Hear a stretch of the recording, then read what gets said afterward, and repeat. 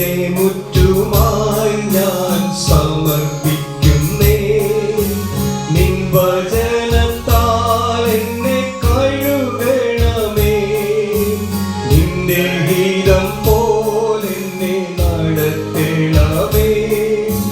ശുദ്ധാത്മാവിനാൽ എന്നെ നിറയ്ക്കണമേ. ആരാധന അങ്ങേക്കാരാധന, എൻ യേശുവേ അങ്ങേക്കാരാധന. ആരാധന അങ്ങേക്കാരാധന, എൻ യേശുവേ അങ്ങേക്കാരാധന. ദൈവനാമത്തിന് മഹത്വമുണ്ടാകട്ടെ. ഇന്നത്തെ പ്രഭാത ധ്യാനത്തിനായി വിശുദ്ധ മത്തായിയുടെ സുവിശേഷം 5-ാം അധ്യായം 38 മുതൽ 48 വരെയുള്ള വാക്യങ്ങൾ. ഇന്നത്തെ ചിന്ത പങ്കിടലിൻ്റെ നോമ്പനുഭവം.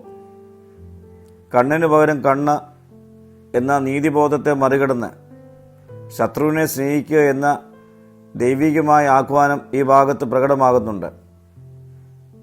പ്രതികാരത്തിൽ നിന്ന് പങ്കിടലിലേക്കുള്ള യാത്രയാണ് ഇന്നിൻ്റെ ആവശ്യം. കണ്ണിന് പകരം കണ്ണ് എന്നത് പഴയ നിയമത്തിലെ നീതിയുടെ മാനദണ്ഡമാണ്. പക്ഷേ യേശു പറയുന്നത് ദുഷ്ടനെ എതിർക്കരുത്. ഒരാൾ നിന്റെ വലത് കവിളടിച്ചാൽ ഇടത് കവിൾ കൂടെ കാണിച്ചു കൊടുക്കുക. ഇത് ദുർബലതയല്ല, ഇത് ആത്മീക ശക്തിയാണ്. നോമ്പുകാലം നമ്മെ പഠിപ്പിക്കുന്നത് പ്രതികാരം വിട്ടുകൊടുക്കുക, നമ്മുടെ അവകാശങ്ങൾ പോലും ദൈവത്തിനായി സമർപ്പിക്കുക, വേദനയിൽ പോലും സ്നേഹം തിരഞ്ഞെടുക്കുക.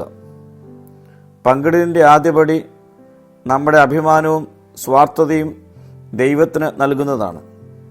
1 മൈൽ പോകാൻ നിർബന്ധിച്ചാൽ 2 മൈൽ പോവുകയും.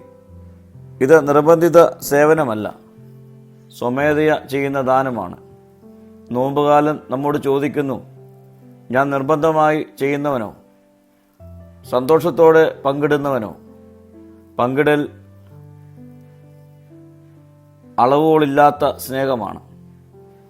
ദൈവം നമ്മോട് അളന്നു കൊടുത്തിട്ടില്ല, അതുകൊണ്ട് നാം മറ്റുള്ളവരെയും അളക്കരുത്.